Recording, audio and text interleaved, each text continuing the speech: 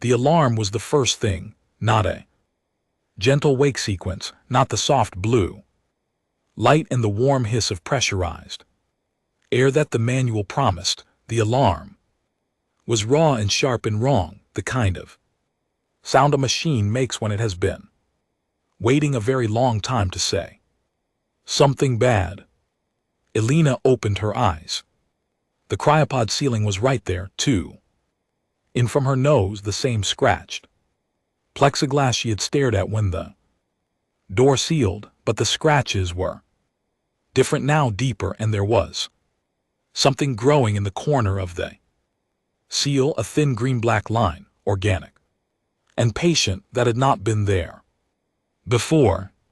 She blinked. Her body felt like furniture that had been in storage too long. The display panel on the inside of the lid was flashing a number. She read it 3 times. She read it a 4th time. 1,040,2,311. Years, 7 months, 16 days. The recalibration had to be wrong. She reached up with one stiff arm and ran the diagnostic manually. Her fingers remembered the sequence even when the rest of her brain was still catching up. 3 taps, hold 2 taps. The display ran the check. Returned the same number. She said very quietly, "Pod 7, I have always hated you."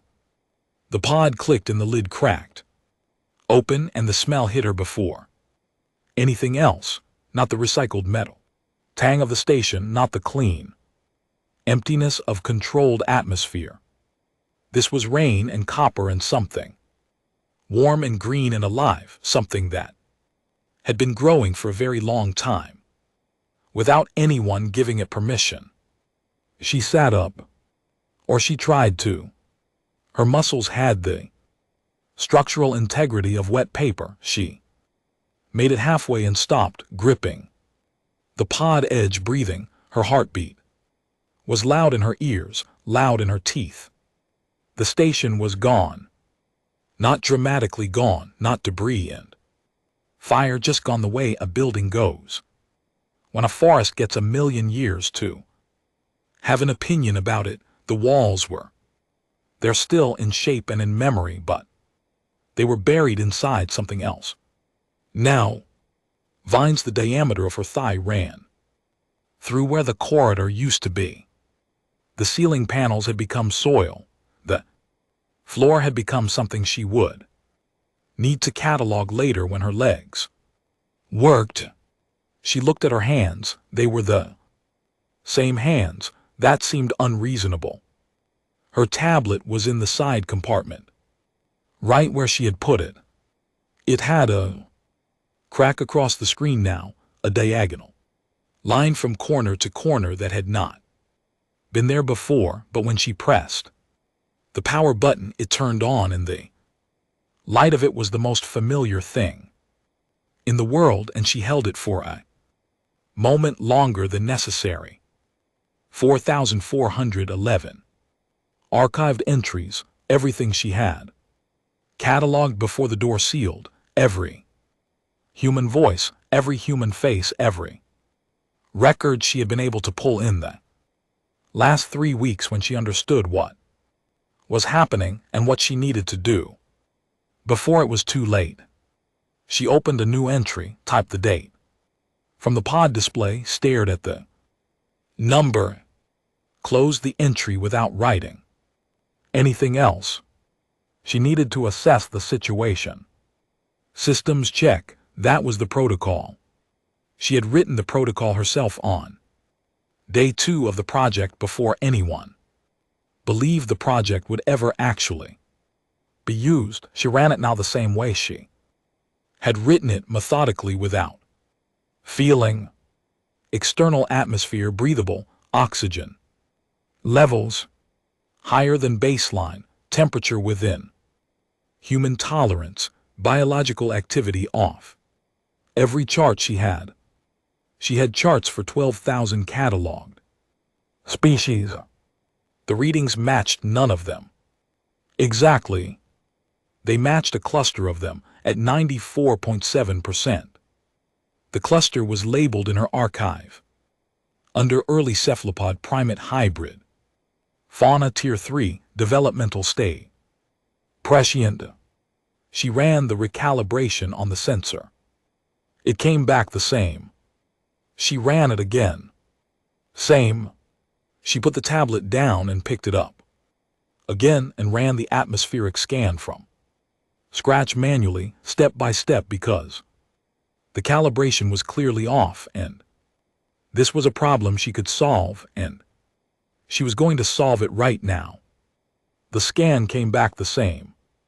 Far in the distance, through the gap, where the station's north wall used to be, through the curtain of green and living things that had swallowed the whole structure and kept growing, she could see something that the trees around it were not tall enough to hide. A structure, geometric, deliberate. Not a natural formation. Not the station. Something new, something built. She sat with that for exactly 4 seconds. Then she stood up, which took longer. Then 4 seconds, and pulled her field jacket from the storage compartment and checked that her tablet was secure to her belt and put one foot in front of the other until she was standing in what had once been the doorway of the cryo chamber. The world outside was immense and green, and utterly unconcerned with her. She pulled out her tablet and started a new log entry. Day 1, she said out loud, to the trees, to the air, to the million-year silence that had been keeping her place. Let's see what you became. She walked toward the structure. Her legs were getting better with every step. By the time the trees thinned and the structure resolved into something readable, she was moving steadily, and her hands were already taking notes, and the crack across her tablet screen was not affecting the display at all. She was fine. Everything was completely, structurally fine. She did not look back at the pod. The structure was a city. Not immediately. First it was a wall, then a gate, then a road that was more grown than built, the stones set into the earth with the particular logic of something designed around roots rather than in spite of them. Then it was a market, if markets had 7-limbed vendors arranging objects on woven platforms, while 2 of their limbs conducted an entirely separate conversation with someone across the square.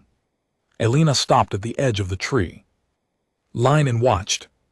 They were tall, taller than she expected from the fauna index, but 1,000,000 years of development will do that. Their bodies were organized around a central mass with 7 limbs that moved independently and with terrifying coordination, like each one had its own opinion, and the body had learned to manage the committee. Their skin shifted color in subtle gradients as they moved, not dramatically, just the way a mood crosses a human face. She had 700,000 words in her archive. She did not have a word for what she felt watching them. She stepped out of the tree line. Things went badly within the first 30 seconds.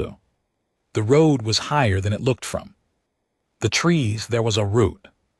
Her boot found it at exactly the wrong angle, and the next thing she knew, she was pitching forward with the elegance of a supply crate rolling off a loading dock, arms out, tablet clutched to her chest, and then she hit something that was not the ground. The something was warm and solid and very large. She bounced off it and sat down hard on the road and looked up.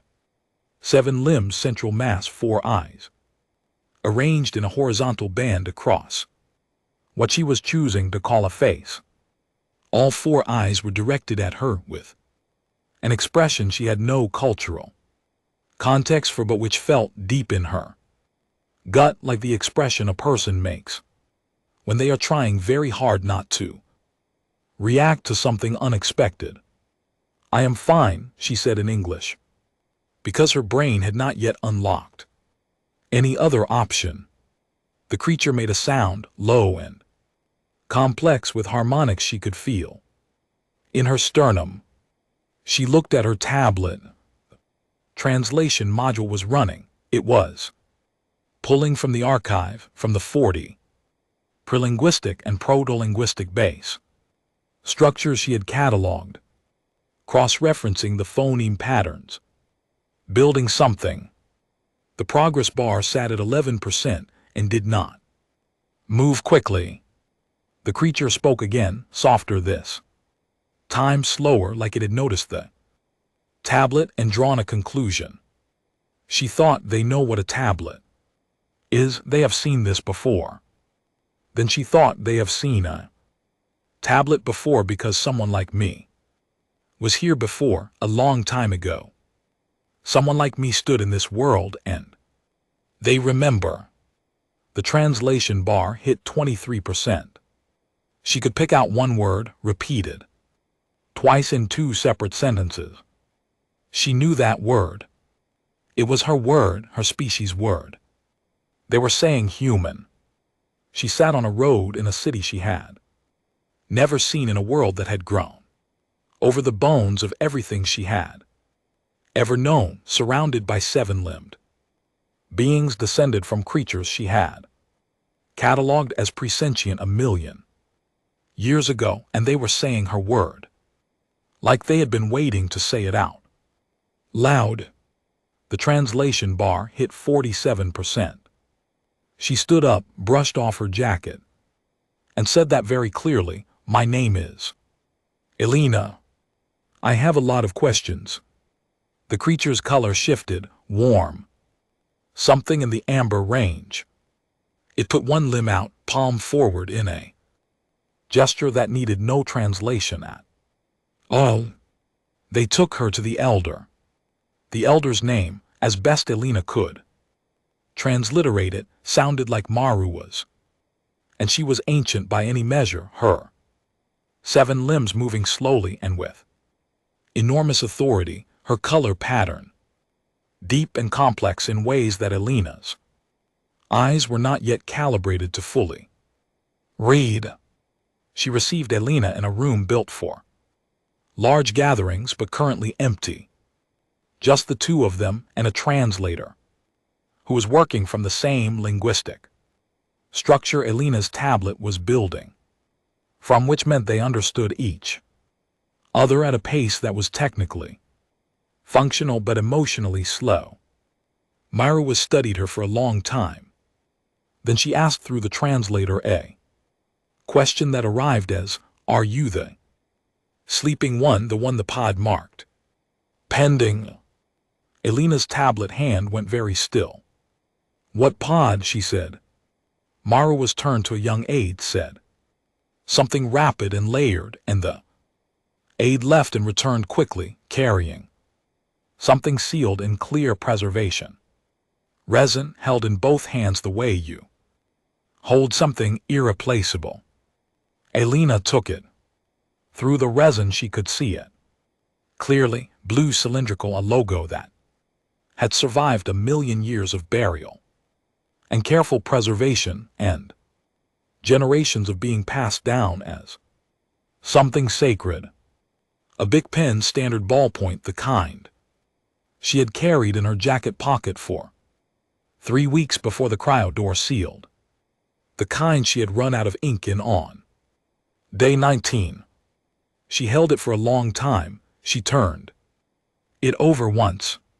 She checked the logo with the same thoroughness she would apply to any archaeological artifact, material, composition, approximate manufacture, date, preservation, quality. She snorts. Noted all of it in her head in the structured way she noted everything. She did not note what it weighed in her hands. "Where did you find this?" she asked. Mara asked, "From the ground, very deep." in the layer that the historians call the human stratum, found over many centuries in many places, carefully kept as they were asked to keep it. Asked by whom, Elena said. By those who were here before, Mara said, by the ones who taught us to keep the fire going. Elena put the pen on the table between them, then she picked it up again. Then she put it in her jacket pocket because it did not belong in a display case. I need to know what happened, she said to my people. What happened to the humans? The room went very quiet. Mara asked, is color shifted to something in the blue-gray range? The aide was still. The translator paused for a moment that was not about language. Then Mara spoke, and the words came through slowly, choosing carefully. She said, we have a word for the grief. That belongs to someone else's ancestors. We learned it from the records they left us. We have used it for a long time. We used it because they told us we would need it. They knew we would grieve for them. They told us that was the right thing to feel. The translator offered a word Elena did not recognize, something that sat between languages. Kivuli, the translator, added, it is the word they used for you specifically. It means shadow. They said a shadow would come. They said to keep the record open until the shadow arrived. She had been marked pending for 1,000,000 years. She sat with that. She sat with it the same way she had sat with the timestamp in the pod and the sensor readings that would not recalibrate, in the sound of her own heartbeat in a world that had moved on without her. Then she opened her tablet to a new log entry and started cataloging the room. She described the architecture, the material composition of the walls, the approximate construction period, the acoustic properties of the ceiling. She wrote a detailed entry about the preservation resin technique and its superior properties compared to the archival methods of her own era. She did not write about the pen. She put the tablet away. She asked Maru if there was somewhere she could stay. There was, of course there was. It had been ready for a long time. The room they gave her was built for a biped. That was what hit her first, not the scale or the quality of it, the shape. The door frame was the right height. The sleeping surface was flat and long. The shelving was at a height that needed no adjustment.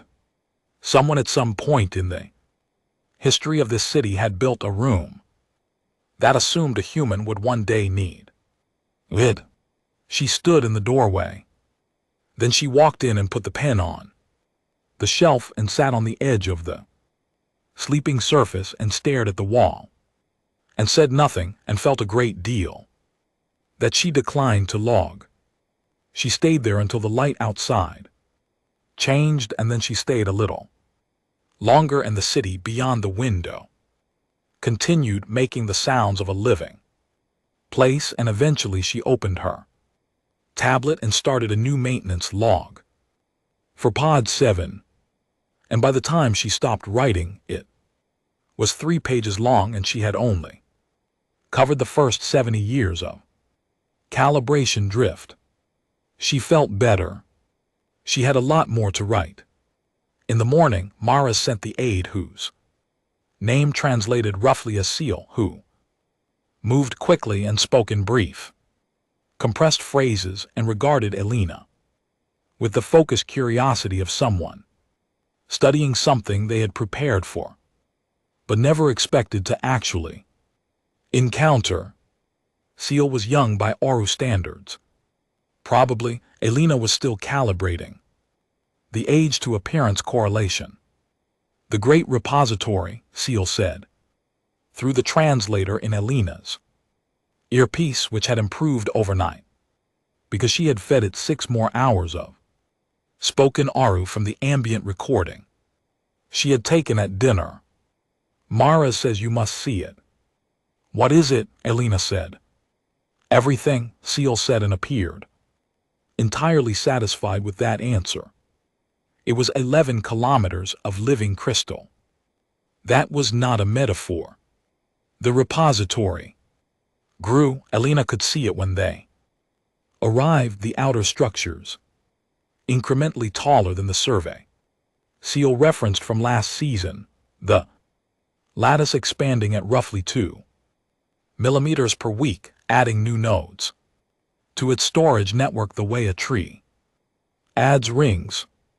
It stored information in crystalline, molecular patterns, and it also, Seal explained at some length while Elena walked with her head tilted back, was capable of generating new connections between existing stored nodes, which meant it did not simply keep knowledge. It thought about it. It thinks, Elena said. Slowly, Seal said, not the way you think, the way a mountain decides where the river goes. Elena took 6 pictures of the exterior, opened a new catalog entry, stopped. She had not asked the obvious question. How old is it? She said. Seal gave a number. Elena did the conversion. The repository had been founded 847,000 years ago. She walked through the entrance, which was shaped for Oru anatomy, and the moment she crossed the threshold, something happened that she was not prepared for. The entrance chamber lit up. Not the ambient lighting, something deeper inside the walls, a specific sequence like a pattern activating. Light moved through the crystal in a wave that started at her feet and spread upward and outward through the lattice. In every direction. A voice spoke. In English. Her English, the English of her era. With the cadence of the 23rd century. Cadence she had been the only living speaker of since she woke up. Archive access protocol initiated, the voice said. Biometric confirmation received. Welcome, Elena. We hoped you would come. She stood completely still. This message was recorded, the voice continued, in the year that your calendar would call 2287.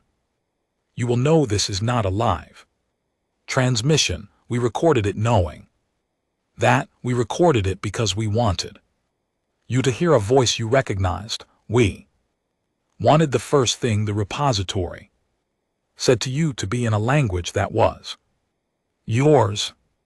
2287. The year before she went in. Someone had recorded this message while she was still awake.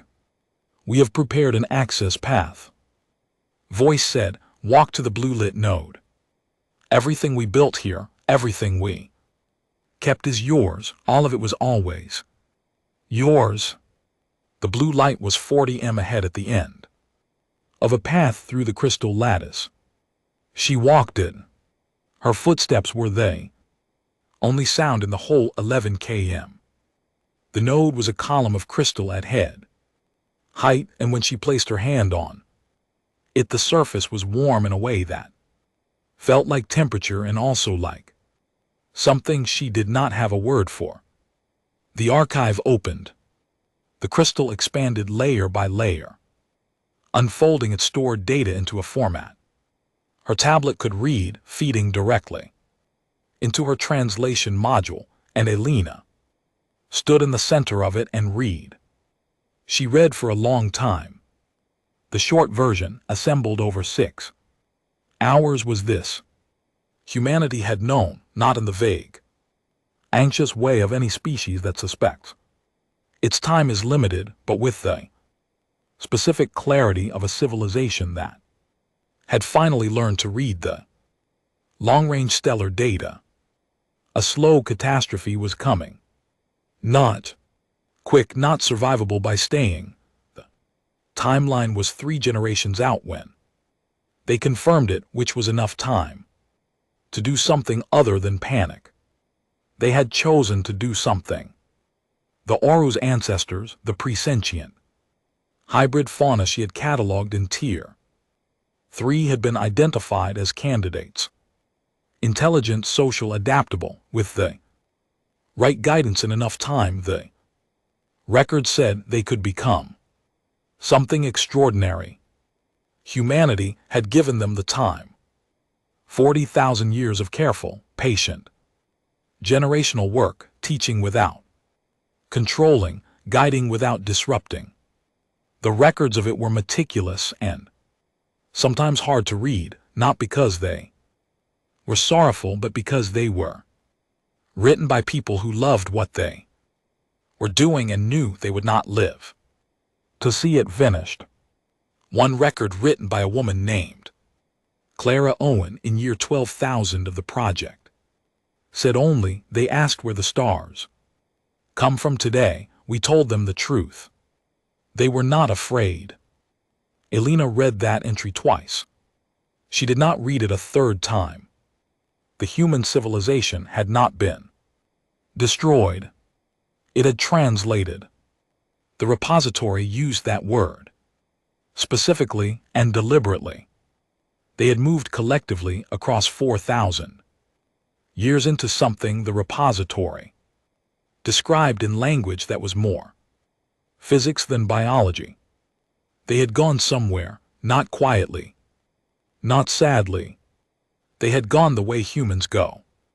Anywhere with arguments about the best route and complaints about the timeline, and an absolute refusal to leave until the people they were leaving behind would be okay. They had left a signal. Elena found the coordinates. She ran the stellar drift calculation. The signal was still active, 1.4 gigahertz constant, 1,000,000 years of constant. She was already calculating what it would take to reach it when the repository offered her one final file. The last transmission, 17 minutes audio only. She sat down on the floor of the repository. She pressed play. A woman's voice, older, singing in a language that was part something Elena recognized and part something that had grown in the centuries between them. A melody she had never heard and somehow already understood, the kind of song that is the same song in every language, because it is not really about the words. The repository had been broadcasting this on a 1.4 gigahertz loop for 1,000,000 years, because someone had decided the universe should always have a human song in it. Elena listened to all 17 minutes. She sat on the floor for a little while. After it ended, then she stood up and walked back to the entrance and found Seal waiting outside, with the particular expression of someone who has learned not to ask questions and instead just holds the space. "I need a ship," Elena said. Seal said, "Marwa said you would say that." Did she have an answer? She said, "We have been keeping one ready for a very long time." The ship was called Venisara, which translated as the one that waits with purpose. Elena chose to find that reasonable. It was Oru-built, which meant it was Oru-shaped, which meant the corridors were wide and the vertical clearance was designed for radial anatomy, and the control surfaces were arranged in a 7-point configuration that assumed the operator had 7 limbs in simultaneous use. The ship's original crew complement was 12 Oru. Reconfigured for this journey, it would carry 7 Oru and 1 human, and the 1 human had spent 2 days walking the corridors with a measuring tape and a specific list of necessary changes. She got a chair. It was built in 4 days by an Oru. fabricator named Den who worked without sleep and produced something that was exactly the right height and slightly too wide and entirely functional. And Elena told him it was excellent work. And he held very still for a moment in the way she was learning to recognize as the Aru version of being pleased. She told Maras she was leaving. We know, Maras said, the old Oris. Color was something in the warm range. Kivuli walks toward the light. This is the nature of a shadow. That is either very profound or very simple, Elena said. Both, Maras said, most true things. Lord, the crew was 7. Seal came without asking, simply by being at the ship when the departure window opened and looking at Elena with an expression that contained no question and considerable certainty. Den came because he had apparently decided that a vessel he had modified was now his responsibility. The other 5 were young, scientifically trained and possessed of the energy of people who have spent their entire lives studying something they never expected to actually encounter. They had spent their entire lives studying humans. They had questions, many of them. They were, to their considerable credit, attempting to pace themselves. On day 2 of the journey, one of them appeared in the doorway of the small workspace Elena had set up in the least Aru-shaped section of the ship. This one had, upon Elena's suggestion that the crew could choose names for the journey, selected the designation Ori 7, which Elena respected without comment. You are working again, Ori 7 said. I am always working, Elena said. You worked for 9 hours without a break.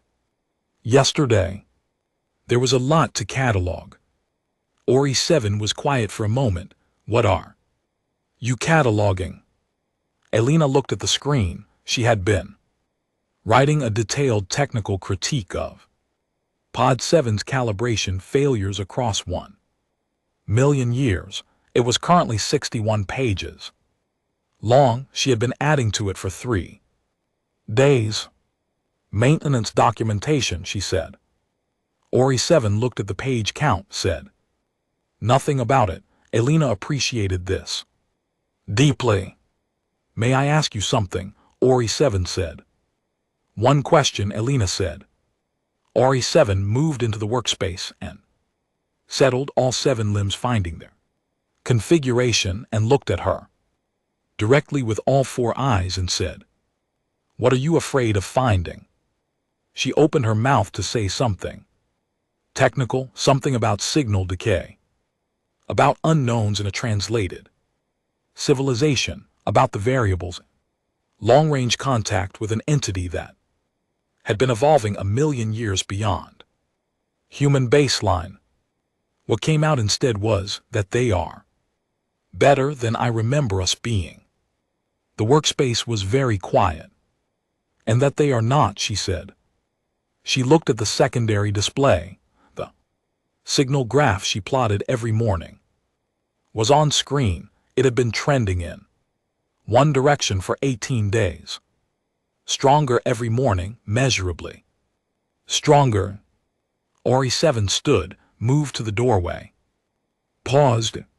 In the repository, Ori 7 said carefully, There is a record from year 8000 of the Uplift Project. A human named Owen Clark wrote it. He said, We are not gods, we are people who got here first. We are scared and we are tired and we love these people we are building, and we will not see them finished, but someone will. I have read that record, Elena said. He also wrote, Ori 7 said, that he hoped whoever woke up in Pod 7 had better luck with its calibration than they did. Elena looked up. The pod was named in the records, Ori 7 said. They knew which one you were. And Ori 7 left. Elena sat with that for a long time. She opened a new log entry and wrote. Very briefly, they knew, they always knew. They kept the file open because they always knew. She saved it, closed it. She opened the signal graph. The ship moved through space that was quieter than she remembered, quieter in the electromagnetic sense, no longer cluttered with the radio noise of a young civilization broadcasting in every direction. The stars were in different positions technically, not wrong, just shifted the way everything shifts when given enough time. She had recalculated the positions 3 times. She trusted the math. On day 31, she went to the rear observation panel and stood there for an hour looking at a specific point in the sky. The coordinates were where Earth had been. The actual position was 12 degrees off. Now, due to a million years of stellar drift, she had calculated this precisely. She stood at 12 degrees off and looked at where Earth had been anyway. Seal found her there and did not ask why. She was looking at empty space, just stood beside her and looked at the same point in silence in the way that meant they understood without needing it explained. Elena had been storing her grandmother's genetic donor file unopened on her tablet for 11 days. She opened it. Adez Akhafer, born Lagos 2198. Voluntary genetic contributor, Uplift. Continuity Project Year 0. Day 4. Her grandmother had known. Before Elena was born, before any of this, her grandmother had walked into a project office and made a contribution to a species that would not fully exist for 500,000 years because someone asked, and her grandmother was the kind of person who said yes to things that mattered even when she could not see where they ended. Elena closed the file. She did not open it again that day. On day 38, she wrote the message. She drafted it 37 times. The first draft was 300 words. Each draft after that was shorter. The 37th draft was 11 words. She looked at it for a long time. It said, "My name is Elena. I was the last one in. I am coming." She transmitted it on a 1.4 gigahertz carrier, the same frequency as the song the repository had been playing for a million years. She sat on the chair that Den had built her and ran a systems check on all 7 of the ship's primary drives and cross-referenced the translated star charts with her archive data and started a new log entry about the acoustic properties of the hull in open space. 42 minutes after she transmitted, the communication array registered an incoming signal. She read the translation 3 times. She read it a 4th time. It said in English, in a form of English that was older and richer and more layered than anything she had archived. A form that felt like English the way cathedral feels like a house. We wondered when you would wake up. She was quiet for a moment.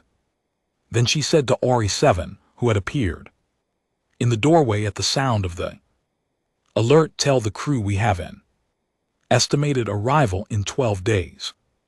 Ori 7 made the sound that meant understood.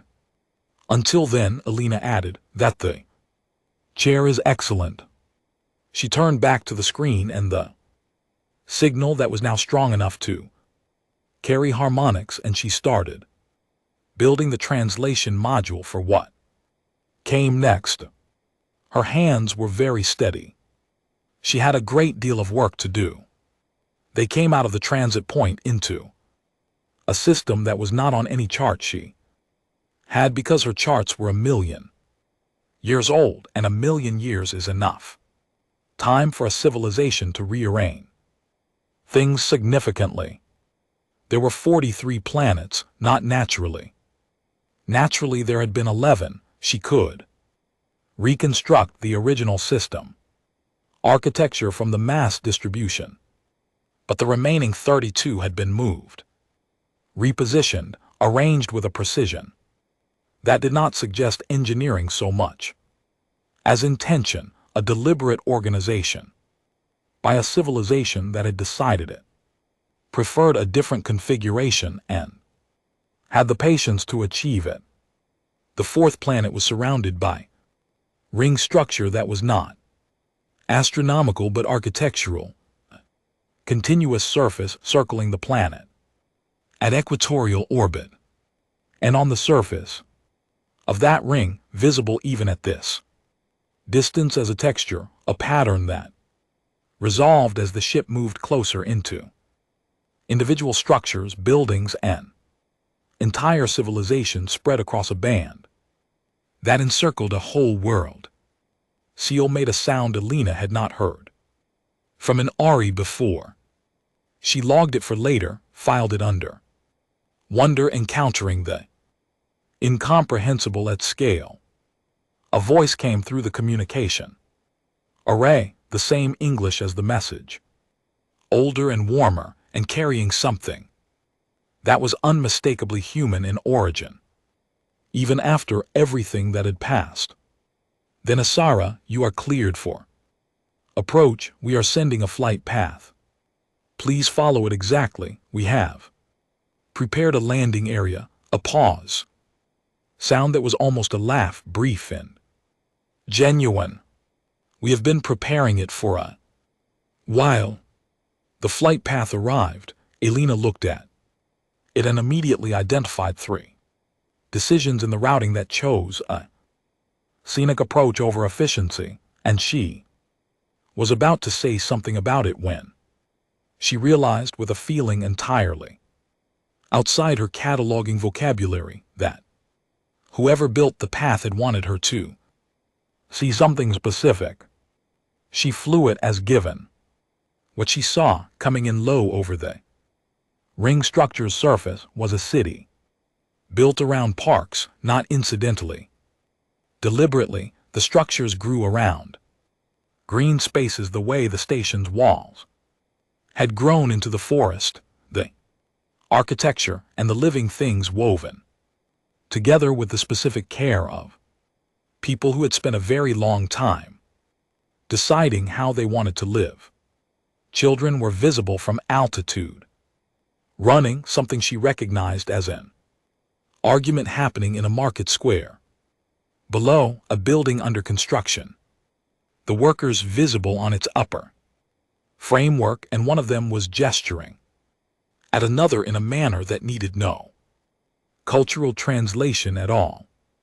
She thought they are still arguing about the right way to build things. She thought, of course they are. The landing area was marked with a beacon and surrounded by a crowd that was carefully maintaining a respectful distance, which was itself a piece of information. Someone had organized that distance. Someone had decided the right thing was to give her room. She sat in the ship for a moment after the engines cut. Ori 7 appeared beside her, said nothing, just stood there in the way Seal had stood at the observation panel, present, without demanding anything from the presence. Ready, Ori 7 said. No, Alina said. She stood up and walked to the landing ramp and stepped out. The air hit her differently than the air on the Aru world. This air knew her. That was not a scientific observation. It was the kind of thing she did not normally log, but it was true in the way things are true when they reach you below the level of language. The person who came forward from the waiting group was a woman, older, unhurried, with a particular posture of someone who has spent a long time in command and settled into it comfortably. Her name, she said, was Nina Hale. She said it simply, without title or ceremony. She looked at Alina the way you look at Someone you have been reading about your entire life and have finally, after a very long time, gotten to meet. Elena Vasquez Okafor, Nina said. Status arrived. Elena said, someone kept that file open. For 1,000,000 years. Yes, Nina said, we take our archives. Seriously? Elena looked at her for a moment, then. She said, who was she, the woman? Singing in the repository transmission. I went through every record I have. I could not find her. Nina smiled. It was a complicated smile. The kind that carries a long story in a small space. Her name was Grace Tello, Nina said. She was not in any official record. Because she held no official title, she was a maintenance engineer for the cryo systems. She recorded the transmission because someone told her to, and she said she would only do it if she could sing something because she said 1,000,000 years of silence needed something warm in it. Elena said nothing. She never did anything else. Historically notable, Nina said, she repaired cryo calibrations and she sang one song and she went home. Elena reached into her jacket pocket and took out the big pen in its preservation resin casing. She held it out. Nina looked at it, her expression shifted into something older, something that was not personal memory, but was very close to it, the way you recognize a face from a photograph you grew up with. We found several of those over the centuries, Nina said. In various archaeological layers we kept them. The RO gave this one to me, Elena said. They were keeping it for me. They kept it because they were told to. In 40,000 years, you cover a great deal of material, Nina said. She turned and walked back toward the city, and Elena walked beside her, and behind them Ori 7 and Seal and Den, and the rest of the crew followed, and the crowd that had been maintaining its respectful distance moved with them, not pressing in, just present, the way people are present when something they did not expect to actually happen finally happens. The city was extraordinary, Elena catalogued it as they walked, not as deflection, genuinely as the appropriate response. The material science alone was enough for 100 separate entries. The botanical integration represented techniques she had no framework for. The energy infrastructure was invisible, meaning it was fully embedded, meaning someone had resolved 3 separate physics problems that our era had considered unsolvable. She also noticed that the bakery they passed was having some kind of disagreement about its display arrangement, visible through the window. 2 people completely certain of 2 different configurations. How many people, she asked Nina, in this system? Currently around 18 billion, Nina said, across all 40 star systems, closer to 400 billion, not counting the ones who chose the translated path. We keep a rough estimate for those. A rough estimate, Elena said. They are not easy to count, Nina said. They check in occasionally. They seem to be well. They walked through a park that had a fountain in it, and the sound of the water was the most recognizable sound she had encountered since waking up, and she did not slow down, but she noted it and filed it under some things do not change, and that is not a small thing. The building Nina stopped at was not a government hall or a monument. It was a research facility, the kind of building that hums quietly and smells like filtered air and has too many screens visible through its windows, the kind of building where people forget to eat because they are in the middle of something. Nina stopped at the entrance. We have a position, she said. We have needed an archivist for a very long time. We have excellent archivists, but we have a backlog that is, in technical terms, significant. How significant? Elena said. 1,000,000 years, Nina said, give or take. Elena looked at the building. She looked at the people visible through the windows, moving with purpose, working with the energy of people who care deeply about what they are doing.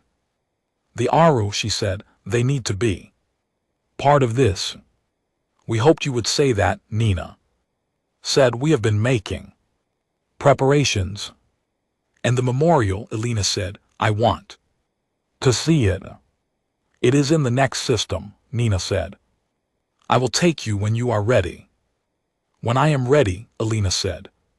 She put her hand on the door of the building and looked inside through the glass. Someone at a desk saw her and went very still. Then that person stood and said something to the person at the next desk, and that person looked up. And then others, and there was a moment that moved through the room the way light moves through the repository crystal outward from one point, each person receiving it in turn. She pushed the door open.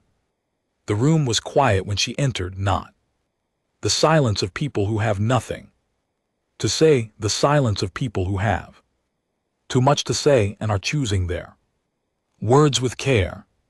She walked to an open desk. It had a screen. It had a chair that was exactly the right height, which she noted, and the desk surface had a small indentation on the right side where a tablet would rest comfortably, which she also noted, and set her tablet into, and it fit perfectly. Someone had known. Someone had built this desk knowing. She sat down. Across the room she could see a small framed piece of text on the wall. She could not read it from here. She would read it later. She would add it to the archive. Behind her, through the open door, she could hear Seal and Ori 7 and Den encountering the city for the first time, and the sounds they made were the sounds of people meeting their own origin in person, and it was the best thing she had ever heard, and she did not say this out loud to anyone. She looked at her tablet, cracked screen still running, 4,411 archived entries plus everything she had added since day one, which was more than she had expected and less than there was left to do. She opened a new entry. She looked around the room at the people looking at her, not with the reverence the Oro had shown her, not the reverence of mythology, but with something warmer and more specific. Recognition, the look of people who see in her something they carry in themselves in whatever complicated and expanded form 1,000,000 years of living carries forward, the stubbornness and curiosity and absolute refusal of a people who once looked at the dark and decided to go there.